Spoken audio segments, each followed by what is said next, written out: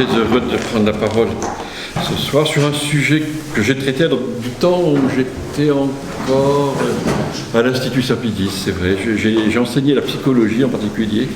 Et cette psychologie dont il va être question, c'est-à-dire, non pas la psychologie expérimentale, c'est où il y a des tests, non, c'est la psychologie qu'on appelle métaphysique, la psychologie aristotélicienne, thomiste ou réaliste, c'est celle-là.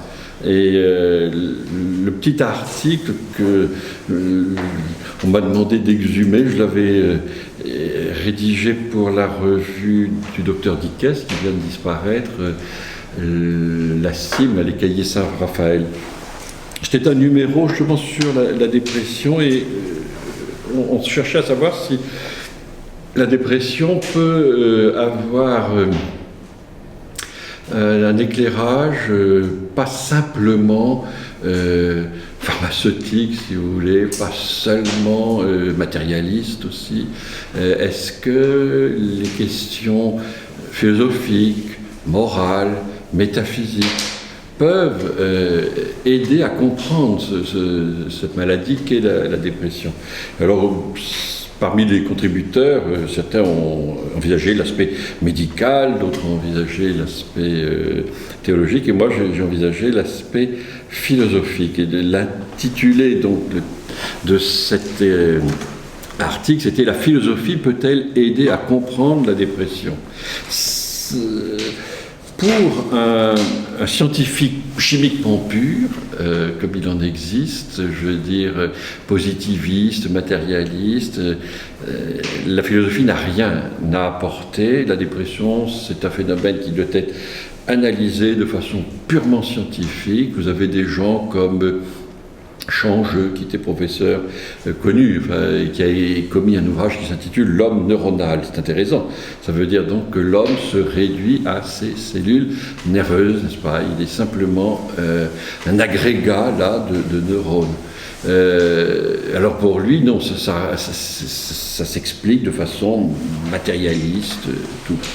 Vous avez quelqu'un qui était intéressant aussi, qui était le professeur Deniker, qui lui avait écrit sur la dépression et qui expliquait que les traitements qu'on proposait maintenant aux dépressifs équivalaient à une forme de thermostat.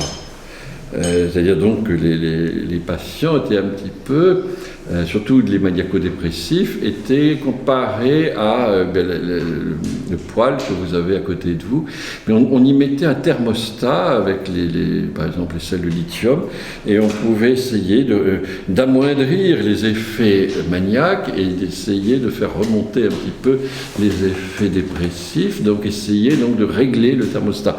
C'est pas très satisfaisant, parce que imaginez quand même qu'un patient, un malade qui va voir un médecin, il ne se sent pas simplement comme un amas de neurones ou comme un amas de cellules.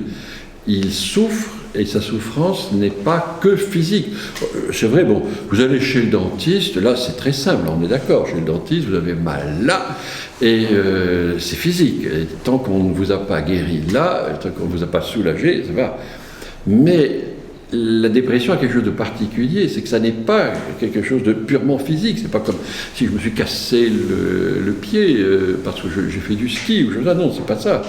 C'est quelque chose, on sent bien, qui concerne aussi l'aspect moral. On n'est pas il y a quelque chose qui serait purement physiologique. Donc ça n'est pas satisfaisant. On le voit bien, on se dit, cette réponse purement scientiste est pas... elle ne prend pas l'homme dans sa totalité. Elle le mutile, elle l'ampute, si vous voulez, d'une certaine façon. Bien sûr que nous sommes des neurones, bien sûr que nous sommes des cellules, mais nous ne sommes pas que cela. Et c'est là que peut-être, justement, se pencher sur la philosophie thomiste, loin d'être quelque chose d'un petit peu baroque ou gothique ou exotique, comme vous voudrez. Non, on a quelque chose de très, très intéressant. Et alors, ce que la psychologie réaliste ou la psychologie aristotélico-thomiste ou la psychologie métaphysique peut nous apprendre, ce sont trois choses, et on va essayer de voir si ces trois éléments peuvent servir à mieux comprendre la dépression dans sa totalité, et pas vue, j'allais dire, par le petit bout de la lorgnette. Quand je parle de psychologie aristotélico-thomiste, peut-être, vous dites-vous, c'est quelque chose de très hermétique, peut-être, quelque chose de très ancien, personne n'en a l'usage aujourd'hui, c'est faux. Et il faut quand même que vous le disiez. D'abord, tous les grands auteurs spirituels du XVIIe siècle s'appuient sur cette psychologie. Si vous regardez Saint François de Sales, si vous regardez Bossuet dans son traité de la connaissance de Dieu et de soi-même, il s'appuie sur Aristote. Il n'a pas besoin de le citer à tout bout de champ, mais c'est, si vous voulez, la psychologie reçue, normale. Et il faut attendre justement le XVIIe siècle avec Descartes pour qu'il n'en soit plus ainsi. Descartes qui, lui, scinde et qui considère qu'il y a la res cogitans, l'âme, la pensée, là, et puis la res extensa, le corps. Le corps qui, lui, est une chose étendue, quelque chose de mécanique, l'homme-machine, si vous voulez. Et à partir de ce moment-là, il n'y a plus d'union substantielle entre l'âme et le corps, il y a une union accidentelle, et ça va évidemment se dégrader au XVIIIe siècle avec le matérialisme, beaucoup étudié d'ailleurs par quelqu'un que vous connaissez sans aucun doute, qui est le professeur Xavier Martin, qui montre très bien le matérialisme épais des philosophies des Lumières. Et puis alors, on arrive au XIXe siècle avec un positiviste, scientiste comme Théodule Rigaud, que vous ne connaissez pas et vous ne perdez rien, ça n'est pas nécessaire à votre culture et encore moins à votre salut, qui vous dit, qu'est-ce que c'est que la psychologie? C'est la psychologie, on a trouvé maintenant, c'est la psychologie, c'est un discours sans âme, c'est une science sans âme. Alors que étymologique, psyché logos, n'est-ce pas, c'est le discours, c'est l'étude de l'âme, et bien maintenant, on vous dit non, c'est ça. Alors, on a tous ces scientistes, tous ces matérialistes, vous avez par exemple Fechner qui s'intéresse simplement à savoir comment est-ce que à tel stimulus nous allons répondre instinctivement, ou bien vous avez aussi des choses qui ne sont pas inutiles mais qui sont quand même très réductrices, très réductionnistes. C'est par exemple aussi le Pavlov. Je me garderais bien de soumettre ce chien à un test de Pavlov, c'est-à-dire des réflexes conditionnés, mais ce qui se passe, c'est qu'on associe un objet désirable pour le chien, en l'occurrence une platée, là, peut-être de viande, et avec un petit signal sonore. Et à la fin, on dissocie l'un de l'autre, et lorsqu'il n'y a plus que le signal sonore et qu'il n'y a plus la pâtée qui est quand même l'objet réel, l'animal salive encore. Bon, ça n'est pas nécessairement inintéressant, mais encore une fois, c'est réducteur. Et on ne peut pas dire que l'homme fonctionne uniquement avec des réflexes conditionnés. On ne peut pas considérer qu'on a le tout de l'homme uniquement en analysant le comportement animal, par exemple. Évidemment, derrière, vous avez sans aucun doute l'évolutionnisme darwiniste qui pense qu'au fond, l'homme descend du singe, et certains plus vite que d'autres. Ça n'est pas satisfaisant. Essayons de voir un petit peu cette question de l'âme et du corps. Comme je vous le disais, pour Saint Thomas, qui reprend Aristote, il n'y a pas une âme d'un côté et un corps de l'autre, il y a une union substantielle de l'un et de l'autre. Et ça, nous l'admettons, c'est ce qui fait d'ailleurs qu'on peut comprendre que dans le traitement de la dépression, il puisse y avoir un rôle, effectivement, donné à un soin du corps. Nous ne sommes pas de purs esprits, nous ne sommes pas des anges.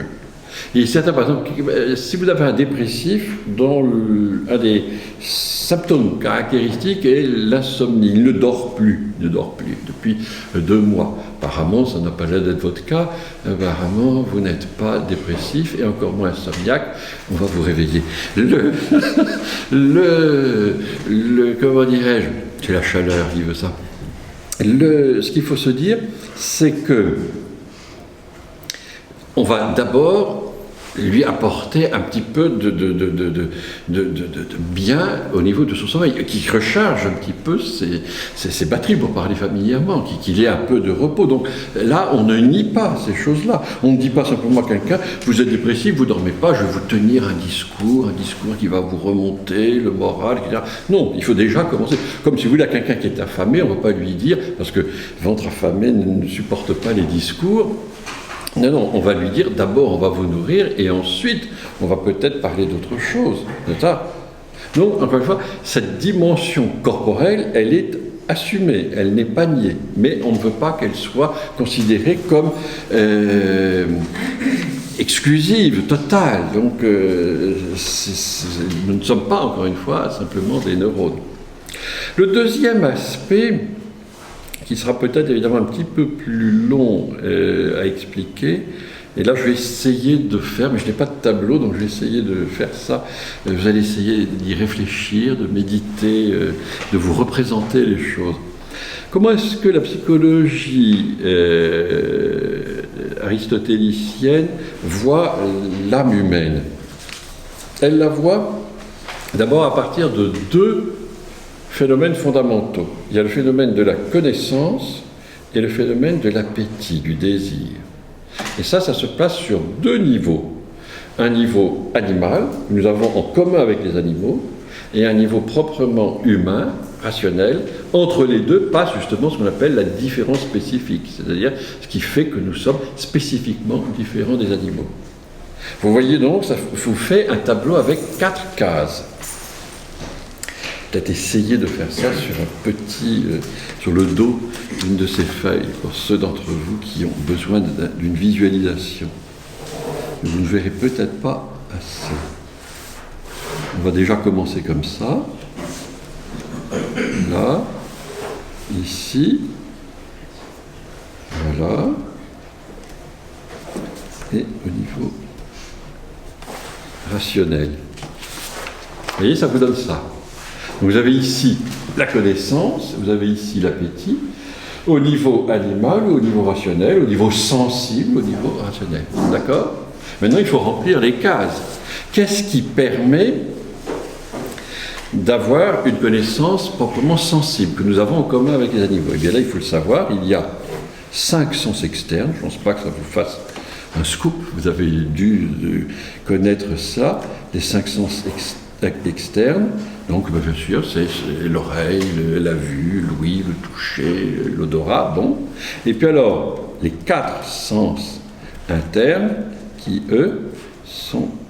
Ah, donc, vous voyez, c'est très simple. Vous avez la connaissance rationnelle, elle passe par les 4 sens internes, mais d'abord les sens externes. Quels sont les 4 sens internes? Les 4 sens externes, ce sont des choses que nous connaissons, mais que nous ne définissons peut-être pas toujours très très bien. Il y a ce qu'on appelle le sens commun. Ici, le sens commun, ce n'est pas le bon sens. Hein. Non, c'est ce sens qui est commun, un sens interne, donc qui n'a pas d'organe externe, à la différence de vos yeux ou de vos oreilles. C'est à l'intérieur, et c'est ce qui permet de réunir les informations de 2 sens externes. Par exemple, vous avez 2 informations, vous regardez un morceau de sucre, ça vous donne 2 informations, une information pour le goût, c'est sucré, et une information pour l'œil, c'est blanc. Mais pour arriver à réunir les deux, il faut une racine commune, et c'est ce qu'on appelle le sens commun. Plus connu, vous avez la mémoire, mais ici c'est la mémoire sensible. Arriver à se souvenir, ça peut être une mémoire, c'est pas la mémoire intellectuelle, est-ce que je vais bien tout retenir de ce que l'abbé Laurence nous aura dit, mais en revanche, si vous avez retenu toutes les grimaces que j'ai faites, à ce moment-là, c'est que vous avez la mémoire sensible. Ça veut dire que visuellement, vous vous souvenez des choses. Vous passez par exemple dans un endroit, quelqu'un porte un parfum, à la fin, ce parfum va être identifié à ce lieu, et à cette personne, uniquement par la mémoire. C'est une mémoire sensible. Vous avez aussi alors ce qu'on appelle l'estimative, et chez les hommes on appelle ça la cogitative. L'estimative, c'est ce qui permet par exemple à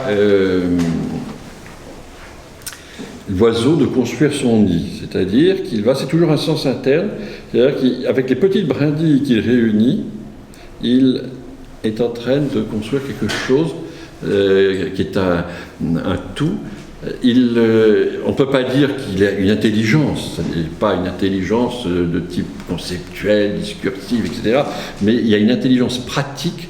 Il voit qu'en réunissant ces petites brindilles, etc., il va construire son habitacle. Et ça, c'est ce qu'on appelle l'estimatif. Chez l'homme, parce que c'est perfectionné par la raison, on appelle ça cogitatif, mais c'est la même chose. Et puis, vous avez l'imagination. Ici, l'imagination, ça n'est pas l'imagination 68 arts de pouvoir, non, c'est pas ça du tout. C'est simplement la capacité de de reproduire quelque chose que l'on ne voit plus. Par exemple, vous avez cet enregistreur, vous fermez les yeux, ne dites pas là que c'est une question de mémoire, parce que la mémoire, elle introduit la notion de temps, tandis que l'imagination n'introduit pas la notion de temps. Vous arrivez à fermer les yeux et vous vous représentez cette boîte rectangulaire avec un point rouge en bas, vous arrivez à le reproduire.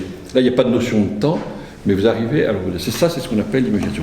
Ces choses-là sont très importantes parce que toutes nos connaissances rationnelles passent par nos connaissances externes, sensibles, et internes, sensibles.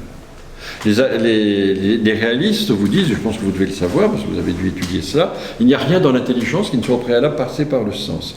Alors ça passe par le sens externe, puis par le sens interne. En l'occurrence, par exemple, pour avoir une idée, un concept, ça va passer par l'imagination, la capacité de faire une reproduction sensible interne, et de cela, notre intellect va abstraire, c'est-à-dire va extraire, si vous voulez, un concept, une idée. C'est très très important. Donc ici vous avez l'intelligence qui a elle-même trois opérations, la simple appréhension, le jugement et le raisonnement. Je les marque uniquement comme ça pour... c'est une répétition, vous avez déjà étudié tout ça, vous savez ça par cœur. Dans quelle école avez-vous été? Où étudiez êtes-vous? Alors, je dis simplement, donc, après je vais vous donner, alors, en quoi ça a un intérêt pour la dépression, je vais vous montrer tout de suite. La simple appréhension, c'est la première opération. La deuxième opération, c'est le jugement, c'est-à-dire le fait de faire une proposition, et ensuite un raisonnement, c'est-à-dire un syllogisme, on arrive à faire un enchaînement comme ça. Donc là, vous avez l'intelligence, mais il faut savoir que l'intelligence n'est pas en contact direct sur le réel. Parce que nous ne sommes pas des anges. Parce que nous ne pouvons pas comme ça avoir une connaissance intuitive qui viendrait d'en haut. Non, non, non. Nous avons donc des sens. D'abord, il nous faut toucher cela, le voir, ça c'est sensible, externe. Je peux me le représenter par l'imagination et mon intelligence va pouvoir abstraire et dire, voilà, c'est un instrument pour écrire, en l'occurrence un bic. C'est très très important, je vous dirais, bon, ça, vous retenez ça, le tableau donc se lit de bas en haut, et ensuite il se lit aussi de gauche à droite, et ça aussi pour la dépression ça aura une grande importance, parce que l'appétit sensible, lui, fonctionne à partir de deux facultés sensibles qu'on appelle le concupiscible et l'irascible. C'est la même fonction, mais l'irascible, lui, va se porter sur un objet que l'on désire de façon sensible, mais un objet difficile à obtenir, c'est-à-dire qu'il y a un obstacle, ça va pas être... Tandis que le concupiscible, lui, qui n'est pas ici la concupiscence, hein, c'est ça, le concupiscible, c'est le désir de atteindre, d'obtenir cet objet. S'il y a une difficulté, ça va être l'irascible. Ici, l'irascible, c'est pas non plus la colère. Hein. Donc méfiez-vous un petit peu des mots. Mais comme je vous disais, ça se lit de gauche à droite. Ce qui veut dire que pas plus mon intelligence ne peut abstraire si elle n'est pas informée par ma connaissance sensible, externe-interne, elle en contact avec le réel. Le réel est extérieur, n'est-ce pas? C'est ce que je vois, c'est ma montre, c'est des choses comme ça. Très bien. De même, mes facultés sensibles que sont le concupiscible et l'irascible ne se portent pas sur des biens s'ils n'ont pas été informés par les sens externes et les sens internes surtout.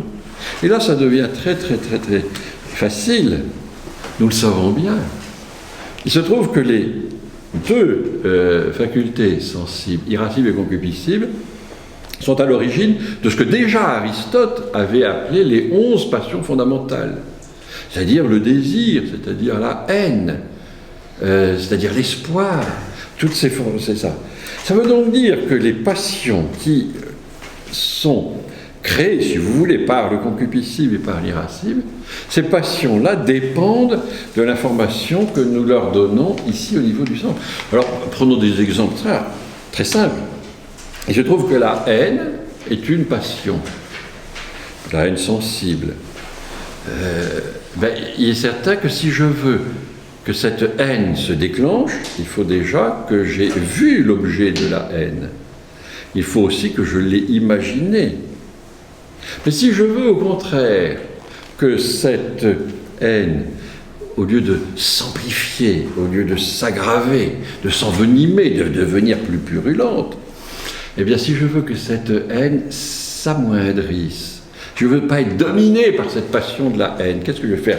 Il va falloir effectivement que j'ai une action ici sur les connaissances sensibles, l'externe. Je vais peut-être essayer d'éviter d'imaginer tout le temps ces personnes, de l'avoir toujours présent comme ça, dans mon imagination, dans ma mémoire. Je vais peut-être aussi essayer de la voir en permanence. Je ne suis pas obligé d'avoir une photo de cette personne tout le temps devant moi. Là, je prends, parce que c'est un exemple, comment dirais-je, plus facile, mais vous voyez tout de suite qu'on peut aussi se dire que les passions désordonnées au niveau, alors, non pas simplement du concupiscible, de la concupiscence, elles aussi, elles sont alimentées par la connaissance externe, c'est-à-dire les mauvaises images, et puis ensuite les mauvaises, enfin déjà un mauvais objet, mais ensuite l'imagination que je peux en avoir. Ça, c'est fondamental. Pourquoi? Parce que chez Freud, ça n'existe pas. Là, je vous montre, n'est-ce pas, il y a une hiérarchie, il y a une organisation. Chez Freud, c'est tout à fait différent. Mais avant de vous parler de Freud, il faut que je vous parle quand même, évidemment. Vous vous dites, mais alors, il nous manque une case. Mais j'ai bien compris qu'il vous manquait une case. Ça, je l'ai vu depuis un moment. C'est cette fois-ci, alors se demander comment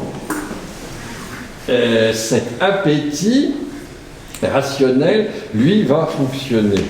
Par quoi? Là, on a l'appétit sensible, animal, concupiscible, irascible, 11 passions fondamentales, très bien, tout ça étant informé par la connaissance sensible. Et qu'est-ce que c'est là? L'appétit rationnel, c'est la volonté.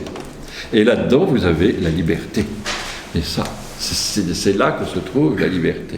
Là, nous sommes dans l'appétit proprement rationnel. Ici, là, vous avez, dans ce trait-là, la différence spécifique. Ça, nous l'avons en commun avec les animaux. Le chien qui est ici a, et c'est pour ça dire qu'on arrive à les dresser, il a une imagination, il a une mémoire, il retient que telle chose est liée à une punition ou à une récompense. Bon, c'est possible. Il a des sens externes, comme ça. Sauf si c'est un chien handicapé. Mais il a effectivement un concupiscible, il a un irascible. Ça, c'est ça. On dit que les chiens rêvent, c'est vrai, parce que ça repose sur notre imagination. C'est quelque chose de sensible, c'est pas difficile, ça. Bon, voilà. Ce que Freud ne comprend pas, c'est parce qu'il ne voit pas ces désirs. Lui, au contraire, il a voulu aplatir complètement l'âme humaine. C'est-à-dire, il le dit lui-même dans son introduction à la psychanalyse, il dit « Moi, j'ai voulu humilier ». Il y a eu 2 humiliations avant moi c'est la 3e humiliation. La première humiliation, ça a été Copernic. Les gens croyaient qu'ils étaient au centre de l'univers, c'est pas vrai. Après, ça a été Darwin. Ils croyaient qu'ils étaient les rois de la création, pas vrai. Ils étaient descendants des singes, d'accord. Et après, il dit, avec moi, qu'est-ce que c'est? Ils pensent qu'ils sont maîtres d'eux-mêmes. Ils pensent qu'ils ont effectivement une faculté, la raison, qui leur permet d'être maîtres chez eux, maîtres de leur passion. Ça n'est pas vrai. Pourquoi? Pourquoi? Alors il a dit que, en réalité, il n'y a pas là cette organisation que nous venons de voir après Aristote, après saint Thomas. Pour lui, il y a trois instances, trois régions, si vous voulez, dans l'âme. Vous avez le ça, vous avez ce qui est l'inconscient, vous avez le moi, qui est en rapport avec le réel, et vous avez le surmoi. Le surmoi, c'est l'éducation, c'est la culture, etc. Et pour lui, qu'est-ce qui compte, justement? C'est le ça. Et le ça est ténébreux, dit-il. L'inconscient est là, qui a en lui des pulsions, et ces pulsions veulent se satisfaire, elles veulent se réaliser, et elles poussent. Par définition, une pulsion, c'est fait pour pulser, donc pour pousser, ça pousse et ça oblige, n'est-ce pas, le moi à céder. Alors que le moi, lui, est pris en sandwich entre le réel et ce ça, qui est un peu comme une cocotte minute. Et il vous dit, si le moi, et surtout si le surmoi, c'est-à-dire l'éducation, empêche ces pulsions de se manifester, c'est-à-dire s'il les refoule, alors là, vous avez la névrose, donc la dépression. C'est une conception quasi mécanique, n'est-ce pas, des choses, ou de thermodynamique, comme vous voudrez. Il y a une chaudière, ça va monter, on ne voit plus, et pour lui d'ailleurs, il le dit franchement, il dit la question de l'intelligence, de la volonté, de cette possibilité d'avoir une liberté et de pouvoir dominer ses passions, c'est pas possible. Freud ne peut pas comprendre, par exemple, Corneille, n'est-ce pas, où le héros cornéien est maître de ses passions. Sa raison, là, il ne peut pas comprendre. L'ascèse, ça lui semble, au contraire, extrêmement dangereux. L'ascèse, c'est fait pour créer des névrosés, c'est fait pour faire des refoulés. Donc c'est comme ça qu'on a des déprimés. Donc nous sommes vraiment dans une conception non seulement matérialiste, mais aussi très, je vous le disais, très réductrice, très réductionniste.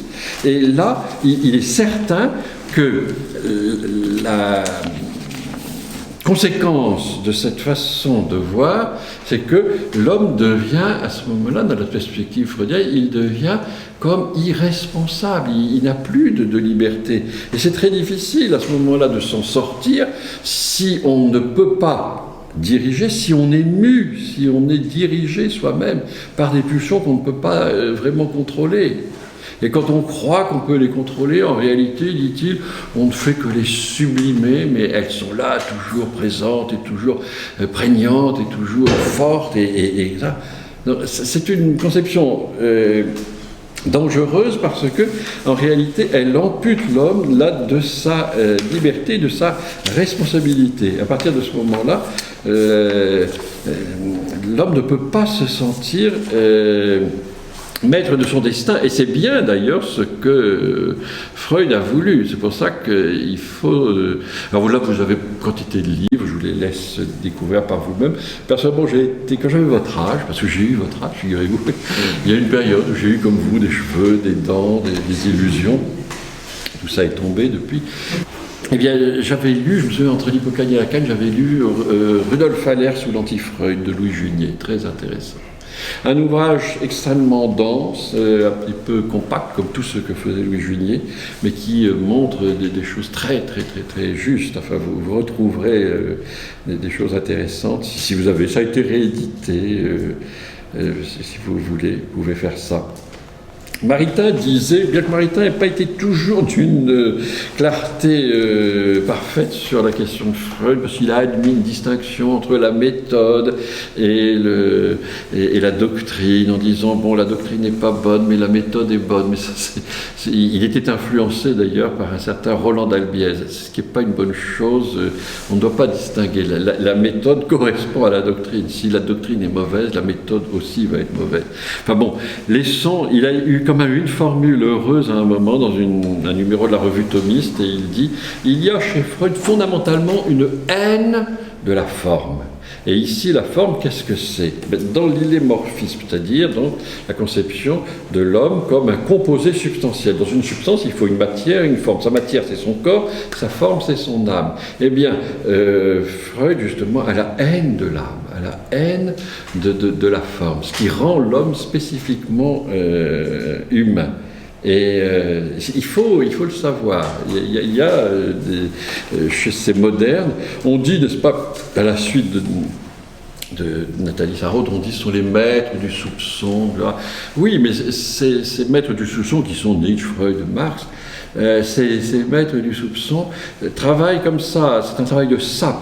Et là, vous voyez très très bien, le travail de sape, ça consiste à dire, voilà, il y a un inconscient, il y a un ça qui domine tout. Et puis avec ça, vous ne pouvez rien faire.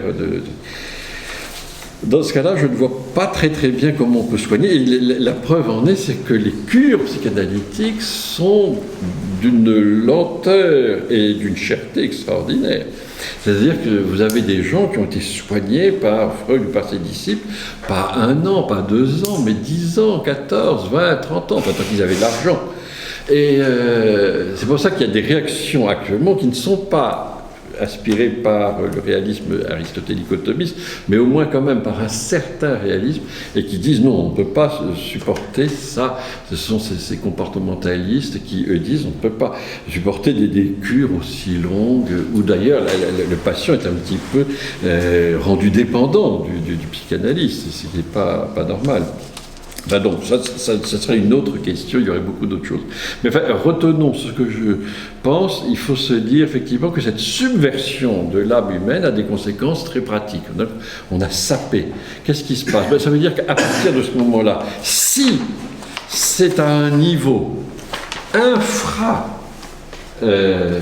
humain, là, c'est parce que les pulsions, elles ne sont pas en contact avec le réel. Ici, c'est en contact avec le réel. Ici, il y a un objet de mes sens externes. Je vois ma montre. Il y a un objet de ma concupiscence. Je peux désirer posséder cet objet. Je peux désirer l'avoir. Bon. Non, là, on est à un niveau en dessous, n'est-ce pas, un infra-animal. Il y a ces pulsions. À ce moment-là, qu'est-ce qui se passe? Ben, où est l'intelligence, où est la volonté? Or, nos actes responsables, ça vous le savez, dépendent, 1, de l'advertence, c'est-à-dire de l'intelligence, et 2, du consentement, c'est-à-dire de la volonté. S'il n'y a plus d'intelligence, il n'y a plus de volonté, il n'y a plus d'advertance, il n'y a plus de consentement, il n'y a plus de responsabilité, il n'y a plus rien. Et on a des êtres comme ça, complètement irresponsables. Et on a pensé qu'on déculpabilisait les gens comme ça. Non, il faut au contraire partir du principe que tous les médecins connaissent, là, pas seulement les psychologues, les psychiatres. Il faut arriver à responsabiliser le malade. Il faut que le malade sache qu'il a en lui les ressources qui vont l'aider à s'en sortir. Saint Thomas, dans la question 117, article 1, il vous en souvient, se pose la question, est-ce qu'un homme peut en enseigner à un autre? Et il prend une comparaison en disant, oui, il peut en enseigner à un autre, mais comme un médecin. Un médecin, comment fait-il? Un médecin n'est pas là qui va donner la santé à quelqu'un, c'est pas du tout ça. Il ne va pas injecter la santé dans un organisme. Les vrais médecins le savent, c'est pas comme ça. Qu'est-ce qu'il va faire? Il va aider l'organisme à recouvrer la santé. C'est le malade qui se bat, c'est le malade. Et d'ailleurs, un bon médecin, une bonne infirmière peut vous dire, quand quelqu'un ne veut pas guérir, c'est effectivement 50% du traitement en moins. Et s'il n'a pas le moral, s'il n'a pas cette volonté, s'il ne se sent pas responsable, s'il ne veut pas faire des exercices, s'il ne veut pas prendre les médicaments, s'il ne veut pas, etc., c'est très difficile. On ne peut pas guérir quelqu'un malgré lui, c'est pas possible. Ça sera avec lui et pour lui. C'est-à-dire qu'on va aider son organisme, non seulement physique, mais on peut dire aussi son organisme psychique, à recouvrer l'état d'équilibre et de santé. Là, effectivement, dans le cas du dépressif, il a une appréciation du réel qui est déglinguée, pour parler familièrement. Ben, il ne faut pas se dire, je vais vous substituer. C'est pas comme dans un, comment dirais-je, dans un garage, voilà, on change un moteur comme ça, on change la pièce. Non, on ne peut pas changer. Il faut voir, est-ce que je vais pouvoir aider la personne à réapprendre, à retrouver un rapport adéquat à la réalité. Actuellement, son rapport à la réalité est inadéquat. Est-ce que je peux l'aider à retrouver un rapport adéquat? Si je veux faire ça, il faut que je sache qu'il a des ressources en lui. Et ces ressources, c'est qu'il a une intelligence. C'est qu'il a une volonté, c'est qu'il a effectivement des sens, une mémoire, etc., et qu'il a un concupiscible, et que tout ça est hiérarchisé, et que la volonté peut aider effectivement à ne pas faire en sorte que les sens fournissent toujours des images mauvaises au concupiscible, que sais-je. Il faut que nous nous rendions compte de ces choses-là. Si effectivement je pense que simplement l'homme est là, à ce niveau, j'allais dire, infra-humain, alors qu'est-ce qu'on peut dire? Si c'est même pas animal, c'est peut-être végétal, végétatif. Si l'homme est simplement un agrégat de pulsions, au fond, si vous voulez, une bouteille d'orangina qui pulse, c'est très difficile d'aider une bouteille d'orangina à s'en sortir. Ça n'est pas possible. Ça fait peut-être un peu d'appétit, peut-être, mais on n'arrivera pas à faire quelque chose. Or, heureusement, il faut savoir que nous sommes plus que des bouteilles d'orangina qu'on secoue pour que ça pulse. Et alors, on en arrive à la fin, c'est-à-dire tout ce que nous avons vu là, je vous le disais, donc cette organisation, et tout ça est orienté vers le réel. Et quel est le problème du dépressif? C'est qu'effectivement, comme je le suggérais, son organisation interne est structurée un peu, elle est perturbée, son imagination est hypertrophiée, sa volonté est peut-être atrophiée, son intelligence n'a plus ce rapport, cette évaluation juste, peut-être, ou alors, si ça, par exemple, si c'est quelqu'un qui devient, ce qui est une forme d'ailleurs de dépression, quelqu'un qui devient scrupuleux, c'est-à-dire que les taupinières deviennent des Himalayas, n'est-ce pas? C'est ça. C'est-à-dire qu'il y a une erreur d'appréciation, la perspective n'est pas très très juste. Qu'est-ce qui se passe? Ou alors c'est la volonté, ça, un psychiatre français, Pierre Janet, qui avait étudié beaucoup la psychasthénie, montre effectivement qu'il n'y a plus ce dynamisme psychologique qui permet d'appréhender la réalité avec confiance, parce que il y a si vous voulez, des trous d'air, des nids de poules, c'est un petit peu en dépression, justement. Le terrain est déprimé. Bon. Qu'est-ce qu'on peut faire? Si on pense simplement, si on peut là, si vous voulez, nous n'avons pas une interprétation idéologique. On ne va pas dire c'est votre surmoi, c'est l'éducation que vous avez reçue de votre école, des bonnes sœurs et des curés, qui fait que vous refoulez dans votre... Non, on n'est pas du tout dans ce schéma idéologique. Et d'ailleurs, moralisateur à force d'être immoral. Non, on regarde les choses de façon philosophique, naturelle, réaliste. On sait effectivement que nous sommes faits pour être en rapport avec le réel, et on regarde si ce rapport est adéquat ou pas. Et si, justement, nos sens externes, internes, nos concupiscences sont dans cette adéquation ou pas. C'est très important. Alors, là, nous sommes vraiment dans ce cas proprement réaliste. Et je vous lis ce petit passage. Selon Aristote, saint Thomas, les facultés de l'âme posent des actes, des opérations, qui ont pour objet la réalité extérieure. Nous sommes mesurés par le réel. Notre point d'ancrage, il n'est pas en nous, il est dans la réalité. Si vous voulez, ce qu'il y a d'important ici, ce n'est pas l'idée que je me fais de cette montre, c'est ce qu'elle est réellement. C'est ce qu'elle est. Ça n'est pas le désir que j'en aurais parce que je l'ai imaginé, transcendé, sublimé, et que c'est pour moi devenu la montre molle de Dali. Imagination, au pouvoir, dérisoire. C'est pas ça. Non, ce qu'il faut, c'est est-ce que ça correspond à la réalité? Est-ce que je suis en rapport? Marcel de Corte, le philosophe belge, a une expression que j'aime beaucoup pour nous montrer ce que c'est que le réalisme. Qu'est-ce que c'est qu'un concept? Là, le concept, c'est la première opération de notre intelligence. Ce qu'on appelle la simple appréhension, c'est aussi, si vous voulez, l'abstraction ou la conceptualisation. Notre intelligence Alors, elle reçoit une image, ici, elle va extraire, abstraire. Mais cette image elle-même est en contact avec une sensation qui est donnée externe, et ça, c'est en contact avec le réel. Descartes dit, ça il faut que vous le reteniez, vous allez opposer deux choses, vous allez voir, et si vous ne retenez que ça, si vous avez tout oublié de ce qui précède, ça n'a aucune importance, il faut retenir que ces deux choses-là que je vais vous dire. Là, je sens que vous êtes attentif.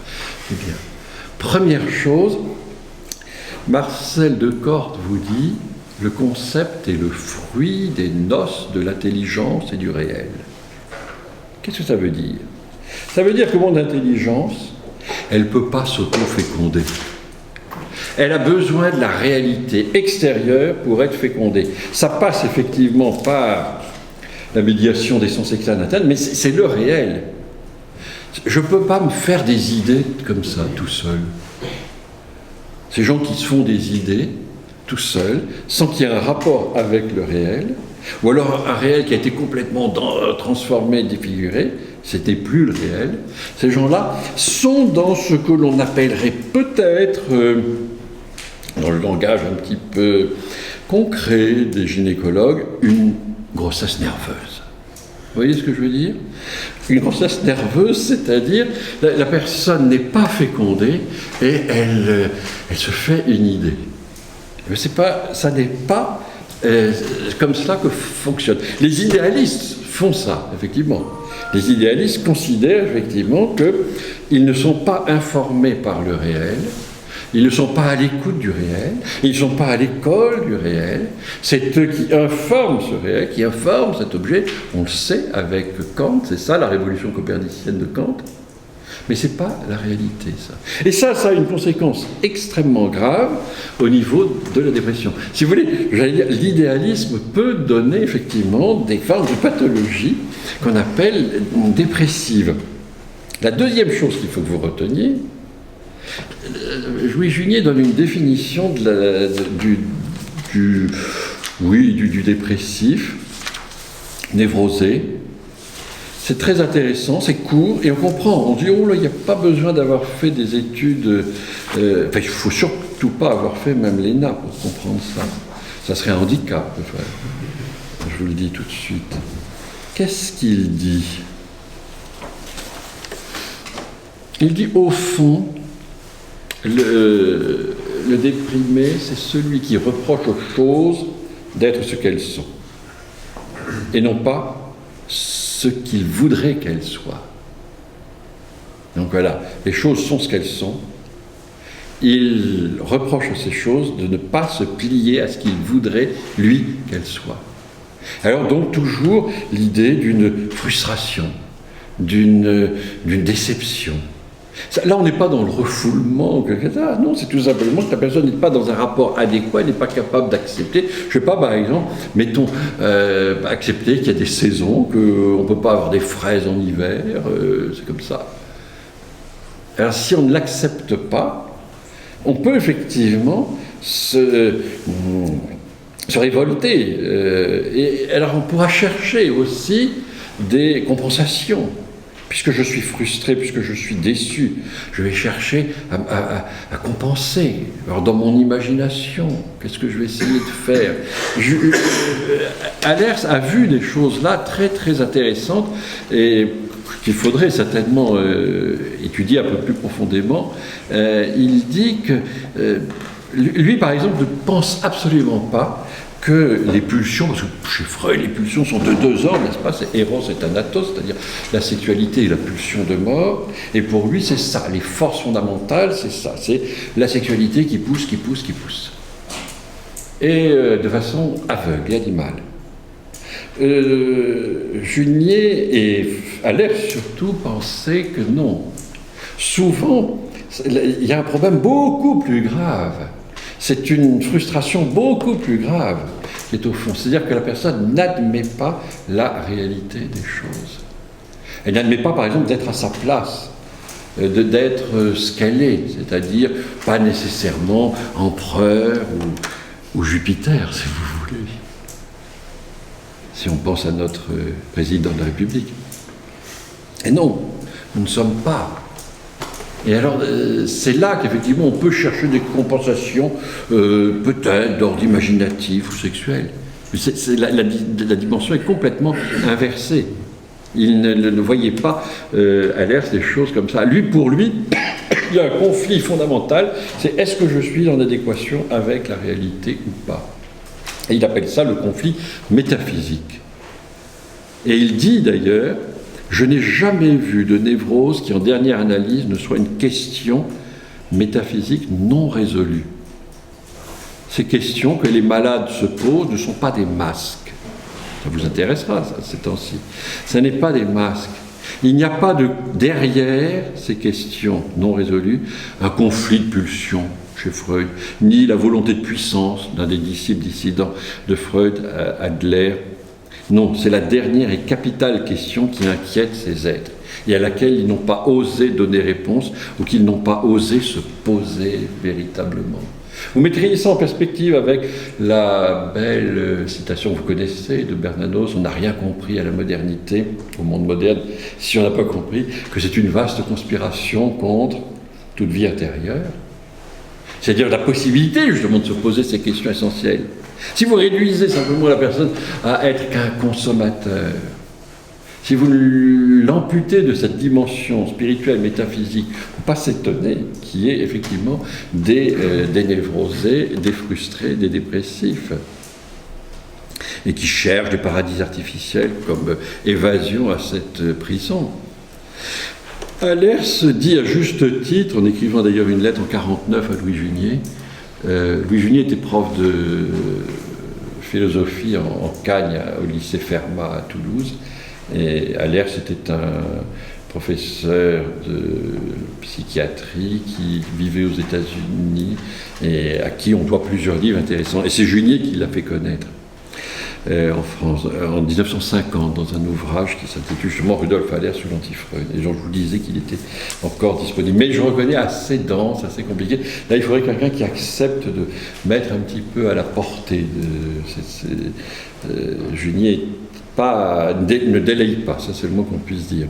Mais alors il disait effectivement, souvent c'est un problème d'ordre ontologique. Je veux dire, mais les gens ils ne savent même pas ce que c'est que l'ontologie, ils ne savent même pas ce que c'est que la métaphysique, et vous dites qu'ils se posent des problèmes métaphysiques. Il n'y a pas besoin de savoir ce que c'est que la métaphysique. Quand on a justement cette structure, qui est une structure métaphysique, c'est-à-dire, elle n'est pas, vous la voyez pas sous le microscope, c'est pas une structure physique, c'est une structure effectivement qui relève de la philosophie, mais elle est réelle, elle correspond effectivement à la réalité. Si vous chamboulez ce schéma, si vous me dites non, ça n'a plus aucune importance, ça n'a rien, si vous ramenez tout à un niveau oranginesque, en dessous, et pulsionnel, mais c'est évident que la personne est désorganisée. Et à ce moment-là, elle ne s'en sortira pas. Non seulement on lui a enlevé les moyens qui lui permettraient d'avoir advertence, consentement, ça c'est vrai, mais surtout on ne lui permet pas d'avoir l'intelligence qui lui fait comprendre qu'elle est dans un rapport faux à la réalité. Et ça, alors il y a plusieurs, même des gens qui n'étaient pas catholiques. Vous avez un professeur qui était très très très anti-freudien et qui était juif, qui s'appelait le professeur Baruch, qui a dirigé Sainte-Anne pendant très longtemps. Eh bien, lui a essayé de mettre au point justement des exercices très pratiques, parce que ça se fait ensuite dans la durée, arriver à redonner une forme d'apprentissage. C'est une forme de rééducation. Il faut dire, on leur montre le tableau, on dit voilà, tu comprends, c'est ça, ça, ça et ça, tu fais ça et tu t'en sors. C'est pas possible. Non, ça va être effectivement des exercices gradués, c'est une rééducation, permettre à la personne justement de retrouver un rapport adéquat à la réalité. C'est ce que on appelait autrefois le traitement moral, c'est-à-dire non pas faire de la morale aux gens, mais travailler sur leur morale, arriver à les aider à se relever. Mais pour ça, évidemment, on ne le fera pas sans eux. S'ils sont complètement amorphes parce qu'on les a déboussolés, on ne s'en sort pas. Il faut qu'ils sachent qu'ils ont en eux les moyens de s'en sortir. Je termine parce que l'heure approche et que vous devez mourir de faim. Alors avant que vous ne fassiez une crise d'hypoglycémie devant moi, et chez certaines peut-être même un petit peu de tétanie, on va finir par cette conclusion.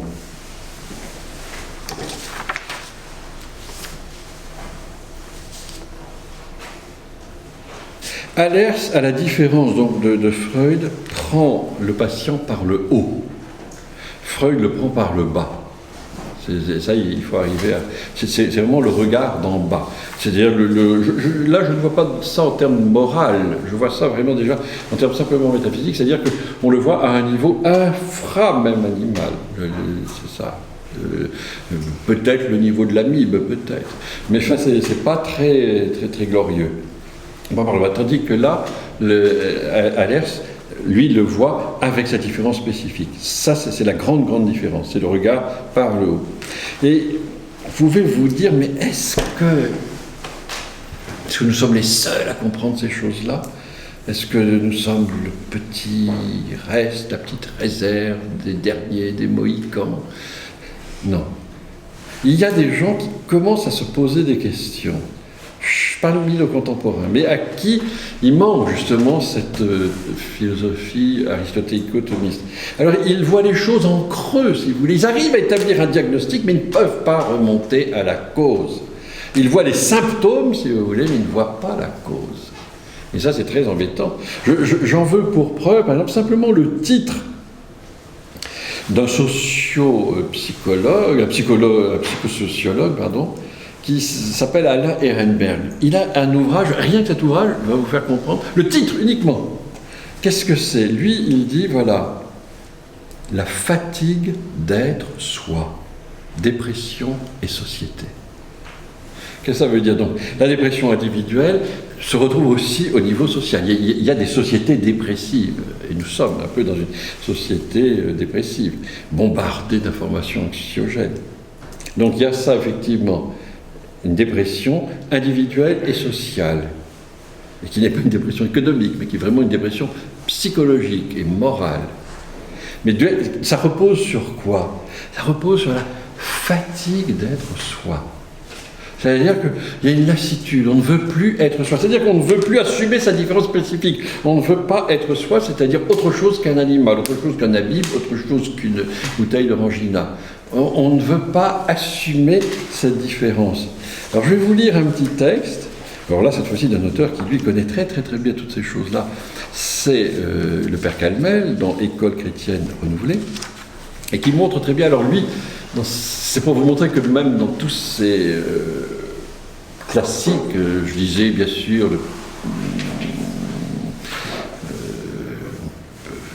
Saint-François de Sales, bien sûr, Bossuet, mais vous pouvez aussi voir ça dans tous les auteurs. Je citais Corneille, là, le père Calmel va citer Racine, on pourrait citer tous ces auteurs. Qu'est-ce qu'il y a? Alors lui, il prend simplement un vers de Phèdre, de Racine, et il montre très bien ce que c'est que la fatigue d'être soi. C'est-à-dire, beaucoup plus intéressant que Alain Ehrenberg, il arrive à montrer les choses. Alors, c'est Phèdre. Donc, vous savez que Phèdre est pris d'une passion coupable pour voilà, exactement.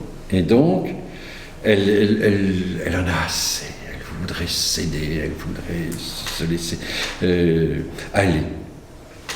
Le commentaire d'un vers de Phèdre par le père Calmel donne justement ce que c'est que la subordination assumée, n'est-ce pas, de l'animalité à la rationalité, c'est-à-dire à l'humanité. Voilà le vers. Que ces vains ornements, que ces voiles me pèsent. Gémissait l'héroïne racinienne, dit le père Calmel, au paroxysme de la passion et de la rage. Ce vers terrible pose exactement la question de la pudeur. Ou bien l'être humain démissionne de lui-même, ne se tient plus, ne se retient plus, ne se contient plus, je dirais aussi. Et c'est ce qui arrive, un jour ou l'autre, à celui qui se coupe du réalisme, et qui se coupe évidemment aussi de Dieu. Et ça, le père Calmel le voit. Parce que la réalité, elle n'est expliquée ultimement que par le créateur de cette réalité qui est Dieu. Alors, inéluctablement, bien vite, les voiles deviennent un fardeau. On ne supporte plus cela. Ce que ces voiles me pèsent, ou bien l'être humain accepte d'être tel qu'il doit être, c'est-à-dire autre chose qu'un animal ou un amibe. Avec le combat, c'est vrai, l'effort que ça peut représenter. bien sûr. Mais c'est sa dignité aussi, c'est sa liberté aussi, c'est sa responsabilité. Ou alors il renonce à tout ça, il démissionne complètement, et alors, si j'ose dire, il met les voiles, ou plutôt il les enlève, et c'est ce qu'on voit aujourd'hui, si vous voulez. On a affaire à des êtres comme ça qui sont dans une espèce d'exhibitionnisme animal. Mais ils montrent bien, là, malheureusement, leur nature, profondément inhumaine. Non, sinon, si nous acceptons bien ces choses-là, ce que le Père Calmel appelle le signe de notre noblesse, toujours exposé, et condition de notre salut toujours possible, à ce moment-là, on accepte, effectivement, il y a des règles, effectivement, il y a des règles qui nous sont nécessaires si nous voulons vraiment être à la hauteur de ce que nous devons être. Et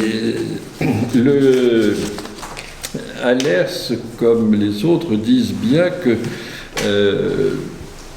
être homme, ça n'est pas, c'est pas se laisser aller, c'est pas se laisser vivre, c'est pas, non, c'est véritablement une responsabilité. C'est-à-dire, alors ça ne nécessite pas une tension, on serre les dents, on serre les poings, on serre les fesses, non, c'est pas du tout comme ça.